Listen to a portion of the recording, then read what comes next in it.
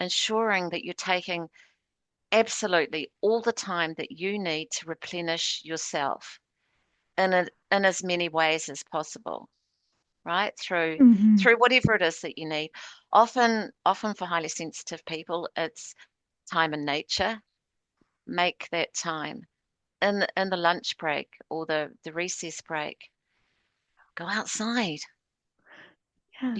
look at the sky, take some breaths, just sort of calm things down. So these are the things that we can do for ourselves in the classroom. The things that are good for the highly sensitive children are good for the highly sensitive teachers too. True.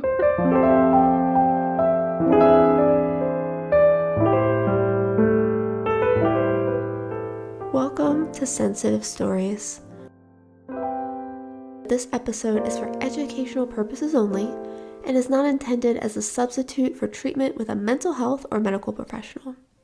Let's dive in. Hi, Kaaryn. Welcome to the podcast. Hi, So April. nice to Thank have you you so here. much for having me. It's Yes, it's great so to be lovely to here. have you here. And I'm wondering if we could start off with the question we usually ask folks, which is, what is your HSP discovery story? Do you remember how or when you realized that you're a highly sensitive person? Absolutely, I do. It was many, many years ago. I heard a podcast with Elaine Aaron. Um, and like so many people who are highly sensitive, once you start hearing about this stuff, pennies drop left, right, and center, right?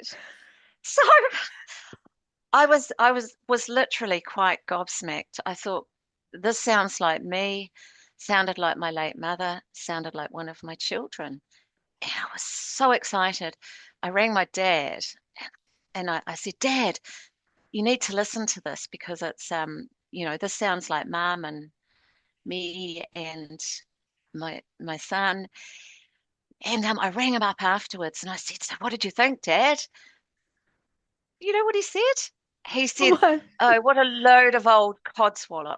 So on that very, very first day, I learnt possibly the two most amazing lessons about sensitivity. If you're a highly sensitive person, it makes sense from the very first second. And if you're not, it's going to be hard for a lot of people to understand unless they're willing to understand it. So that really piqued my interest. And I was working in education and I started noticing and wondering things about some of my students. And I thought, well, I wonder what's going on here. And I conducted a little research study that sought to investigate whether highly sensitive people found it useful to know about high sensitivity for managing their study and their life. And 100% of the participants said yes. And not only is it helpful, but it was life changing. So I thought, well, why is there nothing out there in education? So this was many years ago. And ultimately, I met with Elaine and Art Aaron in San Francisco, and we talked about what kind of research would be useful in the field. And so I hopped in and I did a PhD on it. I love it. It's that one moment that then shifts the rest of your life. It's so Absolutely. incredible. It is. Yes. It And it is. puts you on a path. It does. And I've seen this so many times, April, with people I work with who and you'll have seen it too, this overwhelming feeling of, phew, at least, there's not something wrong. It's Yeah. just a different way of processing information. That's And the exactly relief it. is huge. It's such a huge relief to have a framework, to have language, to understand Yes. this is why I experience the world the way I do. Yeah. It is life changing. Yeah. And what a quintessential moment there with your father, where you are absolutely abuzz with this information, and he is just, nope, this isn't a real thing. And most HSPs experience that at some level. Yes. But yet you carried on and you found the next layer of your work and purpose in that. Well, absolutely. I mean, those lessons were really, really strong. Those two lessons on that first day Yeah. was that this is the science and this is what people who don't have a lived experience of it are going to think unless we educate them. So, yeah, I was determined right from that second. And that's the important piece is bringing the, which is so grateful. Well, I'm so grateful for Dr. Elaine Aron's work and art too, and all of everyone that's doing research like yourself and different facets of our experiences is to legitimize the trait. Yep, Yes, high sensitivity is real and it's important for us to know about it. And yes, other people who aren't HSPs can't even fathom what it's like to be in our nervous systems. that's right. Um, but yeah, the education piece is one that's really important because working with the clients that I do, they all have these really profound experiences in school, sometimes very difficult, sometimes really illuminating. So I wonder if we could dive into that a little bit. How does sensitivity influence your experience at school when you're highly sensitive? And what is that like? Well, for me, as I reflect back on it, um, I wasn't comfortable having questions fired at me in class. And I'd blush and even if I knew the answer, I wouldn't be able to get it out. And we know that highly sensitive people are processing information really deeply. And so you want to be prepared to give the best answer, not just any answer. We want a meaningful answer. And so that explains why a child might be really reluctant to answer things in class when questions are fired. We also know that highly sensitive people are really observant and reactive to the environment. So this is the physical environment and the social environment. So when I reflect back on my childhood at school, I couldn't understand why I was so bothered by the way the classroom smelt, by the noise in it, by the clutter and muck everywhere that was just seemed to seep energy from me. And in my research, I've definitely found that it's really helpful to reduce a lot of that stuff. Like natural lighting makes such a difference. Be mindful of noise, but also to clutter in the environment. Mhm. Like this, I don't know what the classrooms are like uh, um, in the States now, but certainly primary school classrooms in New Zealand are very, very busy. All the pictures go up on the wall, and there's, all sorts of stuff. And it's a lot to take in. It's sort of like closes in and saps your energy. So the physical environment is so important, but also to the social environment. If you're noticing people and their moods and what they need, you're picking up on things like um, unfairness in the classroom or bullying in the classroom. You're picking up on your teacher's mood, and then things can shift to, have I done something wrong? Is it my fault? And then what can I do to fix it? And this takes up a lot of energy as well. Um, Another thing that I experienced when I was at school that that we now know is a thing is I used to experience physical symptoms like headaches and stomach aches. Um, if I was being observed, for instance, like having to do sports, or Oh, yeah. even in my dance classes. And I adored my dance classes, but it made me really nervous, particularly if my mother was there. And the thing that made me even most nervous was improvisation, which of course makes sense because as a highly sensitive person, we like to be organized. We like to know what's happening. We like to know what's coming next. We like to be prepared. We like to plan. And so for that reason, um, I've been a singer for many years. I can sing because I can prepare for that. I've done a Nice. lot of theatre over the years. That's fine. I can prepare for it, but on the spot. And I think teachers need to be really, really mindful of this with children and just be kind and be gentle with them. Come up with different ways that you can involve children without Mhm. necessarily putting them in the spotlight, but still making them feel important, cared for, and safe, I guess. Absolutely. Yeah, it's so true. Because in the States, classrooms are very similar to what you're describing. There's a lot of kids in the Okay. classrooms. Typically, there is a lot of clutter and noise. And I appreciate that you bring up you're not just reacting to your physical environment, it's the people in the environment, whether Hmm. it's the emotions of your classmates or even your teacher and the dynamics with different configurations of people in that room. And it's very overstimulating and overwhelming for a young HSP who doesn't understand what's happening. Why do I feel so Yeah. deeply? Why am I taking everything in?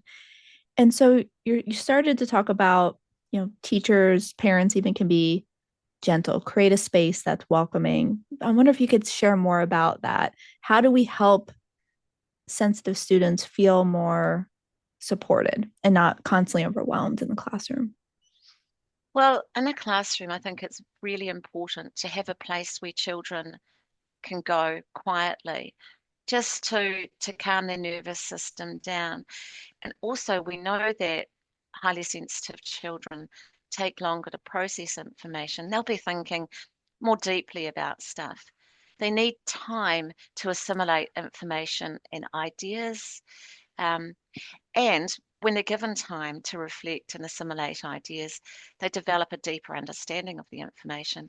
So I think it's really important in the classroom to allow reflective time after there's been teaching, allow kids time to process and allow kids time to calm their nervous system. So introduce practices in the classroom to calm the nervous system, some breathing exercises, maybe um, bit of journaling if Mhm. children like it, um, whatever it is. But I think in terms of supporting individual children, it's helping them to know what they need best Mm, and to come up with strategies for themselves.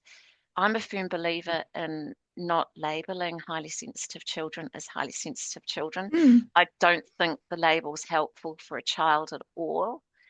I think it's more helpful to look at their strengths mm, and at things that can challenge them, and then look at ways to harness these strengths at home and at school and in life, but also to look at ways that they can build resilience so that they can cope better with the things that are overstimulating.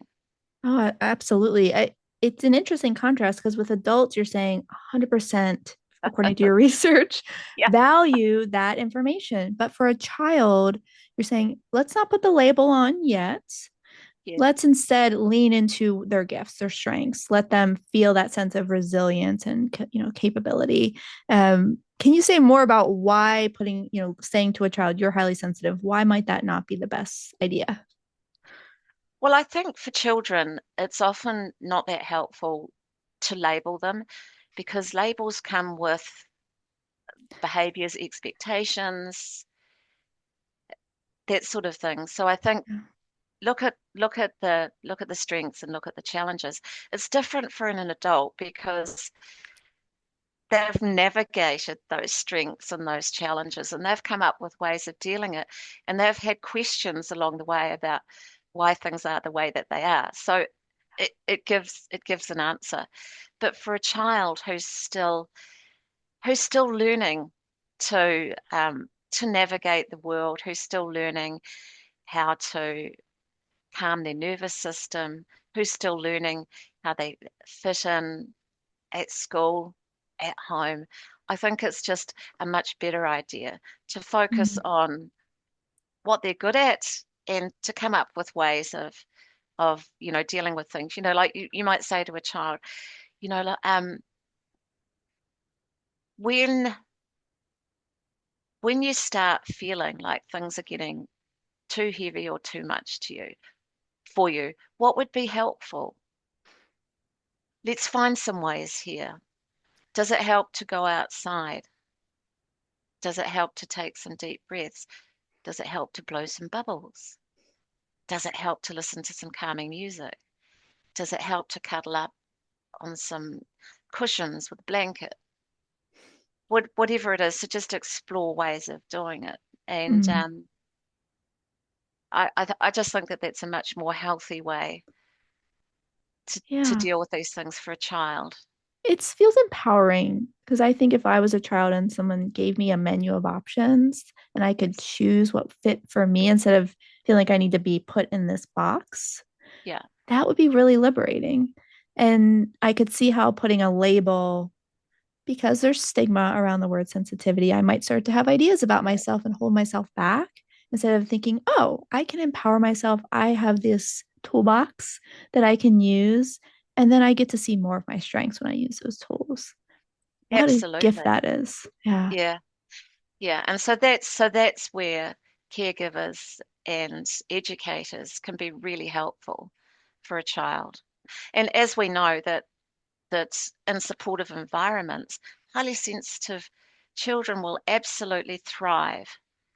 And we also know that in less supportive environments, they're likely to struggle in some Mm-hmm. ways. So what we want is to provide learning environments where all children are able to thrive and reach their full potential. And anything that's good in supporting a highly sensitive child, I think is probably good for all children, whether they're highly sensitive or not.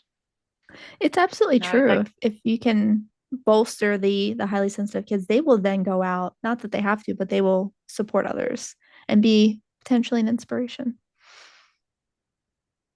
yeah. Yeah, I appreciate But that. also too, I just think in the classroom, it's if you're thinking about best classroom practice, keeping the Mm-hmm. noise level down, having fresh air as you can, having natural light as you can, turning off those overhead lights if possible, Mm-hmm. providing reflective time, providing quiet time, um, teaching social emotional skills as well in the classroom and talking about group dynamics.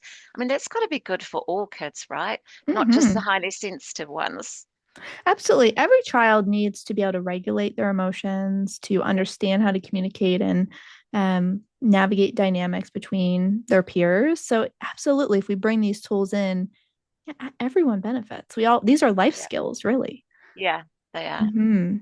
And so you're widening the scope of what we can offer kids instead of having them in this regimented daily practice. Like, no, let's open it up. What do you need? What can we offer them?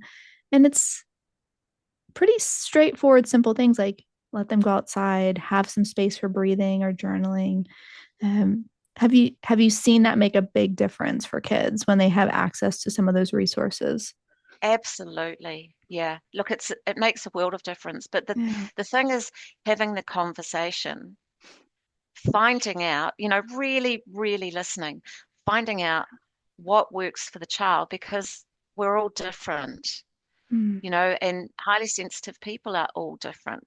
We all have different sensitivities to different things. We all have different levels of sensitivities to Yeah. different things.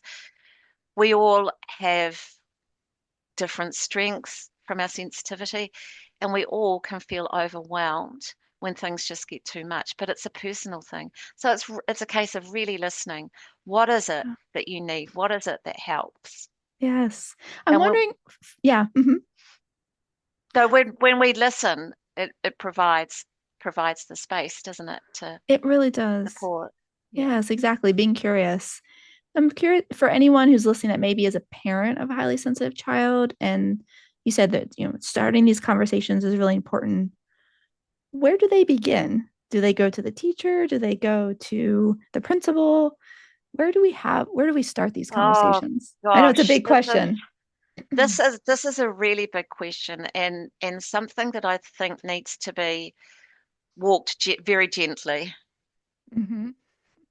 Yes. because what you don't want to do as a parent or a caregiver is go into a school and say, my child is highly sensitive and they need blah. Right. It's really, really not a strategy that will work. Um, I think a strategy that can work, and I've seen it work, is to gently introduce the idea of high sensitivity. And it can be really helpful to have somebody, an expert, come into the school and do some professional development. Mm-hmm. But that takes the school coming on board. Right.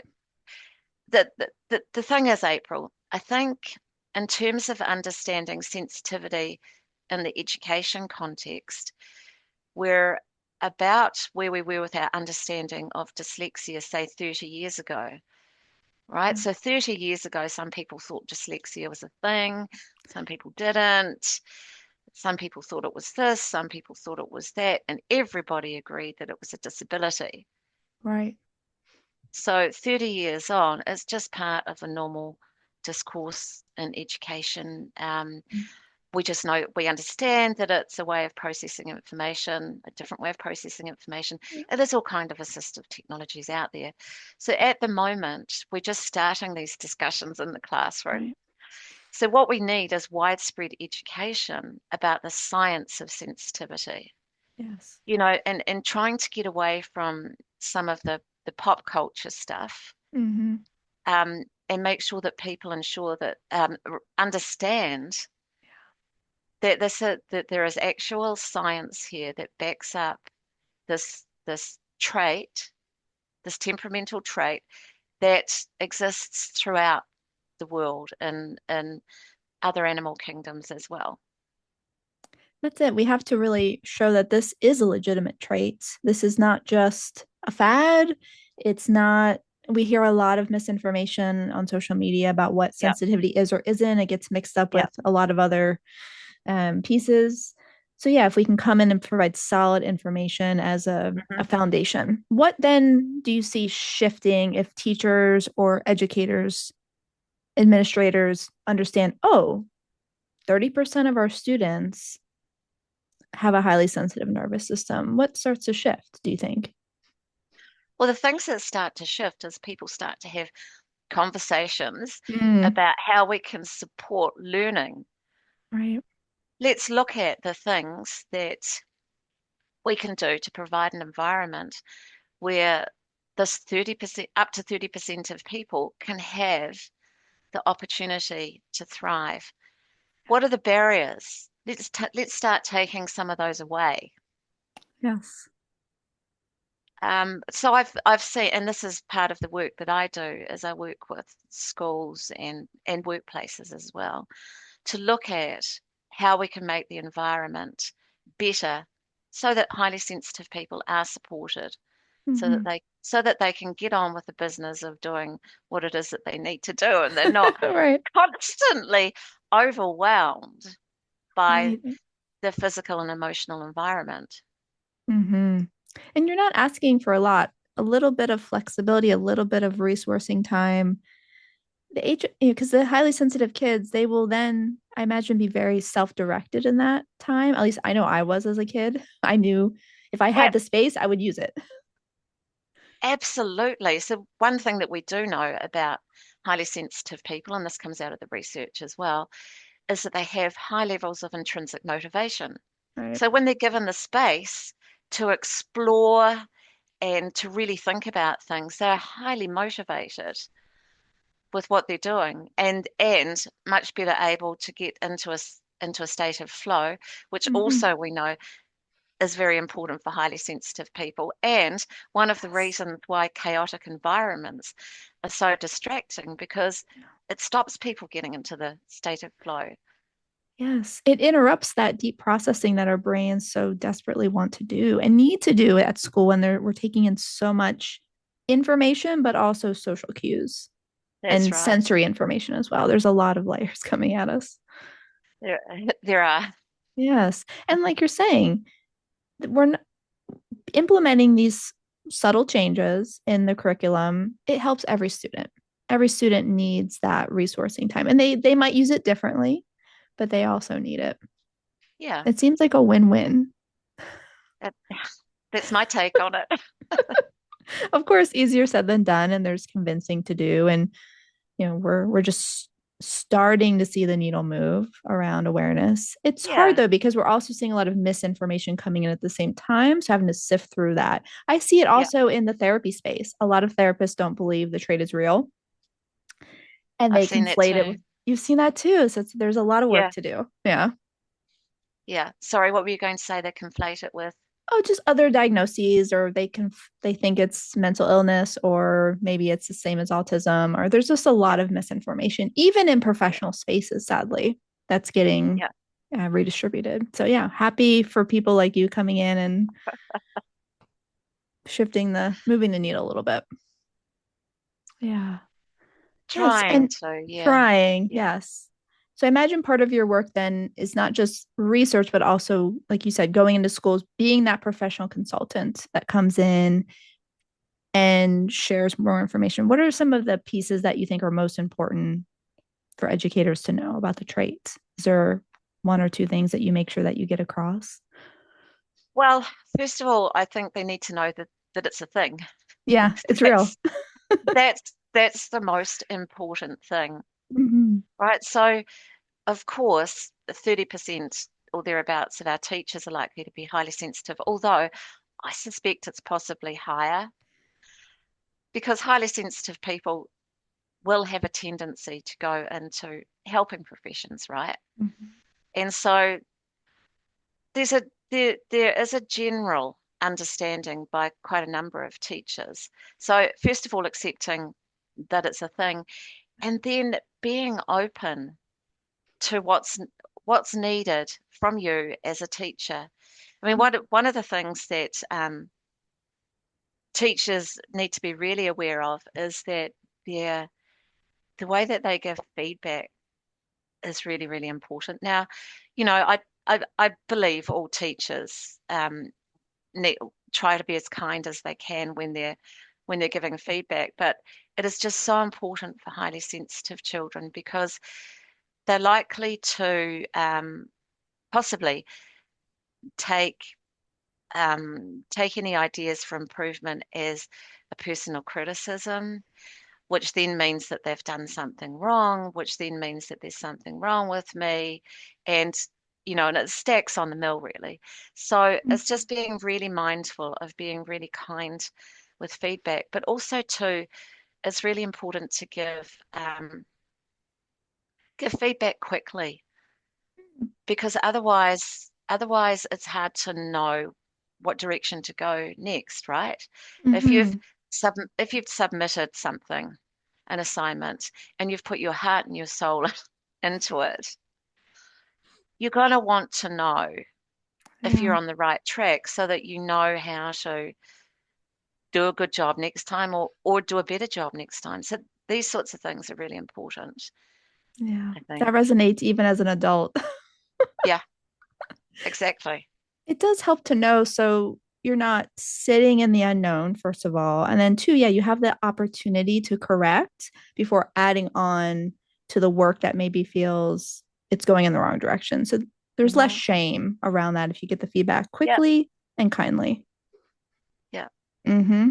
Do teachers seem to be receptive to that when you suggest, offering feedback in that way? Yes, yeah, So they do. wonderful. They, They yeah, like do. you said, a lot of them are HSPs themselves. Yeah, But it is a good reminder that, the way we deliver feedback can have, as a therapist, I know it can have lifelong implications. If a yeah, teacher is kind and direct, that really sits with someone. But if the opposite also can sit with you, it's that differential susceptibility. It's we're soaking up the good like a sponge, or we're lingering on the negative for years. So that can make a big impact just in one moment. yeah. They Okay. can. Mm-hmm. So I'm wondering, you mentioned a lot of teachers are highly sensitive themselves, and I hear from a lot of teachers, and I've seen a lot of HSPs leave education because of the level of overstimulation of being in a Yeah, classroom and managing multiple children and their needs and emotions at once. So sadly, just like with therapists, we see a lot of HSPs exiting those professions. So I'm wondering if you have any thoughts on how teachers can stay in education, or how highly sensitive teachers can stay in the field and manage the difficulties of being overwhelmed in the classroom. Yeah, you're absolutely right, April. There is a high attrition rate for highly sensitive people out of teaching, Yes. because it can be so overwhelming. And it's not just the physical environment, too. When you have so much responsibility in the lives of so many children, that can weigh heavily too. So some of the things that are really, really important for highly sensitive teachers is to first of all, I guess, acknowledge what it is that you bring to the classroom. So, your empathy, your compassion, your creativity, your imagination, these are the things that learners need to thrive. So, you're bringing in a rich wealthness to the Mm. classroom. So, stand tall in that. And then we need to look at ways to manage so that the overstimulation and the overwhelm doesn't set in. And setting boundaries is really important. Highly sensitive teachers often will just overwork and overthink and over prepare and. We need to learn how to say, okay, this is what needs to be done. I've done that. I'm going to put that aside and go on to the next thing, right? Yeah. I'm not not going to keep going over it. All right. So keeping those boundaries really, really firm. And then within those firm boundaries, ensuring that you're taking absolutely all the time that you need to replenish yourself in as many ways as possible, right? Mm-hmm. Through whatever it is that you need. Often for highly sensitive people, it's time in nature. Make that time in the lunch break or the recess break. Go outside. Yes. Look at the sky. Take some breaths. Just sort of calm things down. So these are the things that we can do for ourselves in the classroom. The things that are good for the highly sensitive children are good for the highly sensitive teachers too. True. Right, get rid of those overhead fluorescent lights if you can, or turn them off for a bit anyway. Um, keep things quiet, keep things calm, allow time to process information, quiet times. Be really mindful of keeping things quiet and peaceful in the classroom. And another thing too, I think that's really important is seek supervision or therapy if you need to talk through things because in my experience, highly sensitive teachers often carry a lot of weight around the issues that they see going on in the lives of the children they're teaching. And they need time to sort of process that and to park it so that they're not carrying that. And I personally believe that's one of the reasons why so many of our highly sensitive teachers leave the profession. It's just too hard, too too sad. Mm-hmm. Does that make sense? Oh, it makes so much sense. Same with therapists. I keep bringing in Mm, those parallels because it sounds the same. You know, you're holding all this care for these sweet children, and there's a lot of them. And sometimes it becomes overwhelming, that responsibility, especially mm, if there's no outlets. You yeah, need somewhere to take that and feel supported with someone who understands. Maybe it's a mentor or it is a therapist who knows a lot about the education system, someone who can support you and help you hold what you're holding.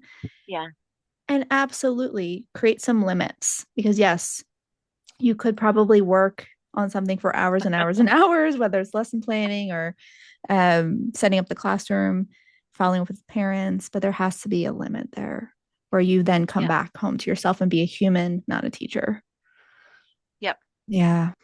And those things yeah. And are available. yeah, and many highly sensitive teachers are then going home and being parents as well. So it's Right. there's a lot of balls in the air, really, or there can be a lot Yes. of balls in the air. But Absolutely. the boundaries are really important. Mm-hmm.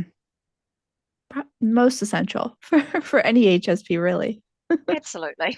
Yes. But a good reminder that if you are a teacher, it's okay to set boundaries because a lot of Yeah, times I think when we're in caring or supportive professions that we should be completely available at all times. That it's absolutely. selfish to say no. Yeah. Yeah, absolutely. And that's why education about the trait is so important Mm-hmm. because if you've not known about it, you can go through life with so many messages about, I've got to do this, and why is it that it takes me longer to recover? Why do I need it? Everyone else can keep going, Right. Exactly. and we can get these messages from so many different sources. First of all, it can come from parents and siblings, and then it can come from Yeah. other family members, it can come from teachers, Mhm. peers, and later on in life, partners, you Absolutely. know, Everywhere you're getting the everywhere. message that you should be maybe doing more, stretching yourself. But if you know that you're highly sensitive, then you realize, Mm. oh, there's nothing wrong with me. I just have a different set of needs. And that's Yeah, okay. But I also look at all the strengths I bring to the table. yeah, Yes. And holding that in contrast. That's absolutely. beautiful. Well, Kaaryn, I'm wondering as we start to wrap up if there's anything that feels important to share that we didn't get to, if there's any last messages that you want to make sure listeners have. If this resonates with you, um, find out as much as you can scientifically and share. And if you're responsible for learners or children or you're a caregiver, learn about it and have a look at what you can do to support children. I've got a book coming out later this year. It's called Understanding the Highly Sensitive Learner. And the book came out of my PhD research and then years of further research I've done and through my practice of working with children and families and schools and organizations. So it's in two parts. The first part of the book is all the science, so it's all the Right. latest science, hopefully told in a way that's easy to understand so people don't feel like they're wading through tons of academic literature. And then the second half of the book is divided into chapters for different ages and stages. Oh, I So love there's that. one on preschool learners, one for primary school learners, one for adolescents, so that would be the high Mm, school, one for adult learners. And there's also a cheeky little chapter at the end for highly sensitive caregivers and educators. So, perfect. so it goes over all of this stuff, and each chapter follows the same pattern. It starts with a Mm, case study, so that's somebody's story, love that. and these are real people, not real names, of course, but they're real Sure. people. Starts with a story, and that's interwoven throughout the chapter. But also too, I bring in other people's stories as well, and it just looks at the things that are important for each age and stage, and talks about different ways that caregivers and educators can support children, and looks at the Mm, science again. And then at the end of each chapter, there's a list of ideas for caregivers and ideas for teachers supporting learners at these different ages. what a wealth of information to have all together because the Yeah. the research is there where you can back up what you're saying and teachers, caregivers, parents could use this as a manual, it sounds like, for maybe changing curriculum or understanding what their students or children need. It's incredible what you've put together. Well, I hope so. I wrote the book that would have been helpful to me as a Yes. highly sensitive person, as a highly sensitive teacher, as a highly sensitive parent. Oh, with a highly sensitive child. Yes. All you've been through all the roles, all the the stages. I have. I Well, have. then what Yep. better person to write this, right? When you've sat in each of those perspectives, from student to teacher to parents. So I really appreciate that. And bringing in the stories as well. I think it makes the science more digestible. And it's always validating to hear other people's stories that are sensitive. Like, okay, I'm not alone. Other people see the world that the way that I That's do. It's right. so important. Yeah, we That's need right, more of that. because different stories will resonate with different people, right? Mm-hmm. Yeah. Exactly. Yeah, thank you. I'm really looking forward to that. I mean, really, there's no other resource like this in existence as of right now. So I guess shared before, very grateful for you doing the I know which is very hard work to pull this resource together. So I will make sure that folks can get in touch with you. I know we'll share your website, your Instagram, your LinkedIn. Those are the best places for people to follow up with you and keep a lookout for the Yeah, book. Wonderful. absolutely. Yeah, Wonderful. Well, Kaaryn, thank you again. I hope we'll have you back on when the book is out. We can talk more. I'd be absolutely delighted. Thank you so much for having me with you today, April. Yes, I thank really you. appreciate it. Same.